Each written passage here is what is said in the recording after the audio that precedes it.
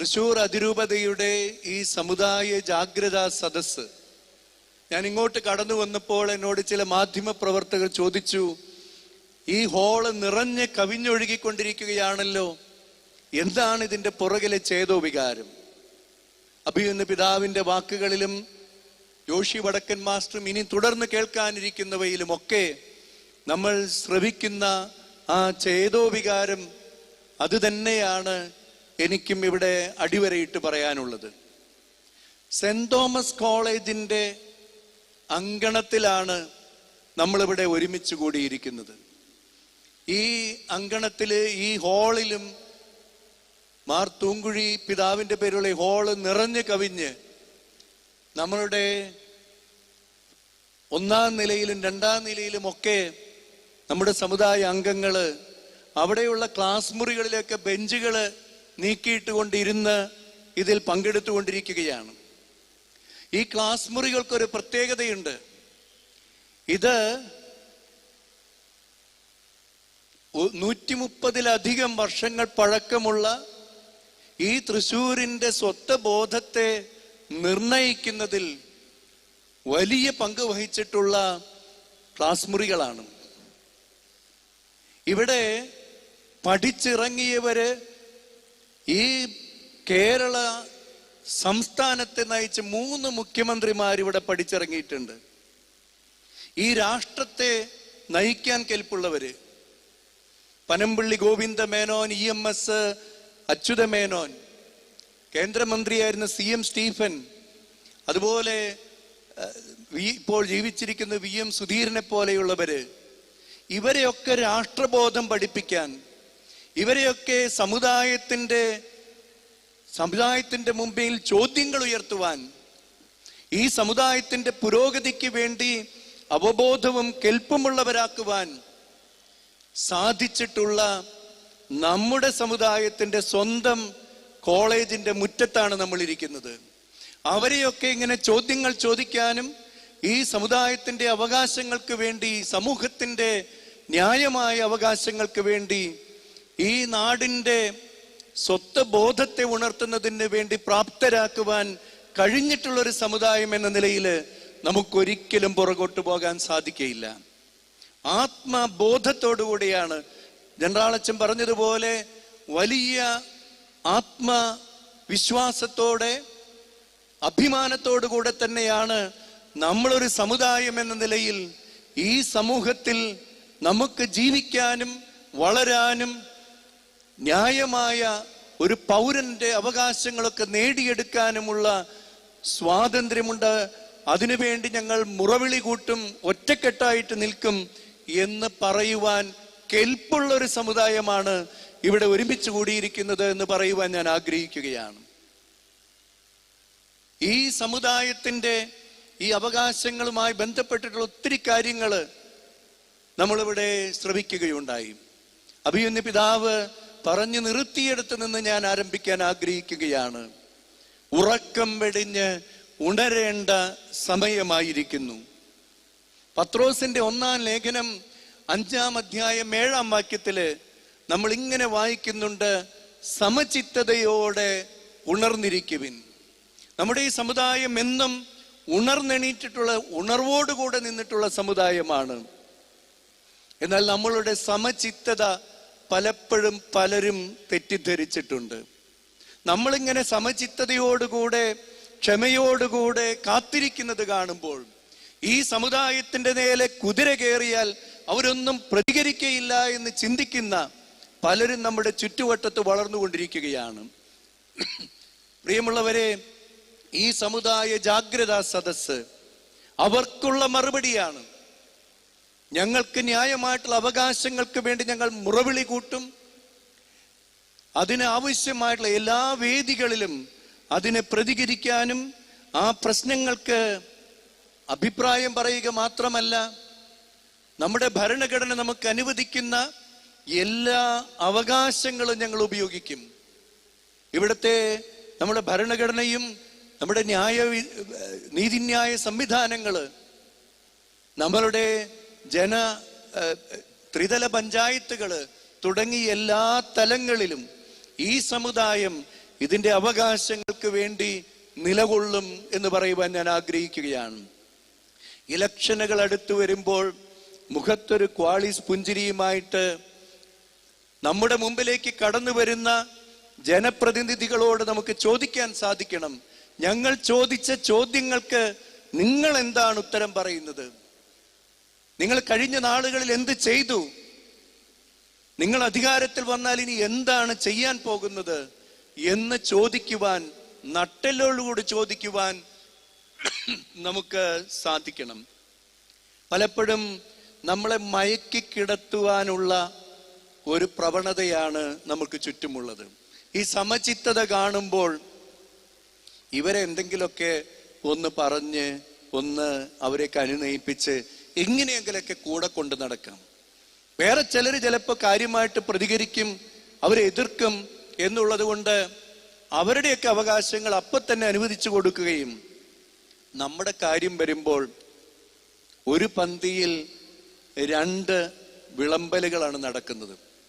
ഇവിടെ പിതാവ് ഈ ഭിന്നശേഷി നിയമനത്തോടനുബന്ധിച്ച് അതിൻ്റെ പരിണിത ഫലമായിട്ട് വന്നിട്ടുള്ള ചില ന്യായമായ അവകാശ ലംഘനങ്ങളെ കുറിച്ച്, നമ്മുടെ അവകാശങ്ങളുടെ നിഷേധത്തെക്കുറിച്ച് പറയുകയുണ്ടായി. പ്രിയമുള്ളവരെ, പ്രതികരിക്കണം. നമുക്ക് കിട്ടുന്ന നക്കാപ്പിച്ചയിൽ ഒതുങ്ങരുത്.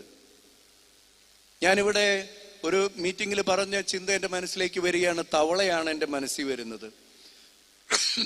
തവളയെക്കുറിച്ച് ഒരു മോട്ടിവേഷണൽ സ്റ്റോറി ഉണ്ട്. അത് യാഥാർത്ഥ്യമല്ല എങ്കിലും ഈ സാധാരണ ഒരു തിളച്ച വെള്ളത്തിലേക്ക് അല്ലെങ്കിൽ നല്ല ചൂടുള്ള വെള്ളത്തിലേക്ക് ഒരു തവളയെ ഇട്ടാൽ തവള ഉടനെ ചാടി പുറത്തേക്ക് ഇറങ്ങും. എന്നാൽ ഈ കഥ പറയുന്നത് ഈ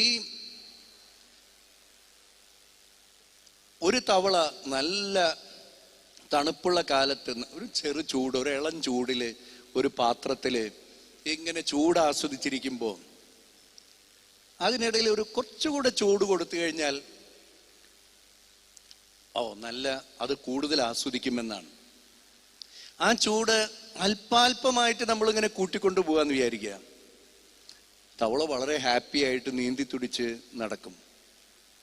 എന്നാൽ കുറേ സമയം കഴിയുമ്പോൾ ഈ തവള ഡീഹൈഡ്രേറ്റഡ് ആയിട്ട് ഈ തവള അവിടെ ചത്തുപോകുമ്പോൾ വരെ അതിന് തിരിച്ചറിയാൻ സാധിക്കില്ലെന്നുള്ളതാണ് ഈ മോട്ടിവേഷണൽ സ്റ്റോറി. ഇതൊരു പക്ഷേ ഒരു സ്റ്റോറി ആയിരിക്കാം, പക്ഷെ ഇത് ഒരുപക്ഷെ പലരും നമ്മുടെ ഈ സമുദായത്തിന്റെ മേല് പ്രയോഗിച്ചു നോക്കുന്ന ഒരു ടെക്നിക്കാണ്. എന്തെങ്കിലുമൊക്കെ ഒന്ന് സുഖിപ്പിച്ച്, എന്തെങ്കിലുമൊക്കെ ഒന്ന് കൊടുത്ത്, എന്തെങ്കിലുമൊക്കെ ഒരു വാഗ്ദാനം നൽകി, കൂടെ ഉണ്ടെന്നൊക്കെ പറഞ്ഞ് നമ്മെ സുഖിപ്പിക്കുക. ഇതൊരു രാഷ്ട്രീയ പൊതുതന്ത്രമായിട്ട് ഇപ്പോൾ മാറിക്കൊണ്ടിരിക്കുക. എലക്ഷൻ അടുക്കുമ്പോൾ എന്ത് പെട്ടെന്ന് നമ്മുടെ റോഡുകളൊക്കെ പെട്ടെന്ന് നന്നാകുന്നത്. എലക്ഷൻ അടുത്തു വരുമ്പോ പെട്ടെന്ന് നമ്മുടെ ചില കാര്യങ്ങൾ, നമ്മൾ അതുവരെ പറഞ്ഞ കാര്യങ്ങളൊക്കെ ഒന്ന് നടന്നതുപോലെ കാണുന്നുണ്ട്. പിതാവ് പറഞ്ഞതുപോലെ എലക്ഷൻ അടുത്തപ്പോ നമുക്ക് ചില വാഗ്ദാനങ്ങളൊക്കെ കിട്ടിയിട്ടുണ്ട്. ഇനി അത് എലക്ഷന്റെ തീയതി പ്രഖ്യാപിച്ചു കഴിയുമ്പോൾ പറയും, അയ്യോ ഞങ്ങൾക്കിത് ഇനി ഒന്നും ചെയ്യാൻ പറ്റില്ല.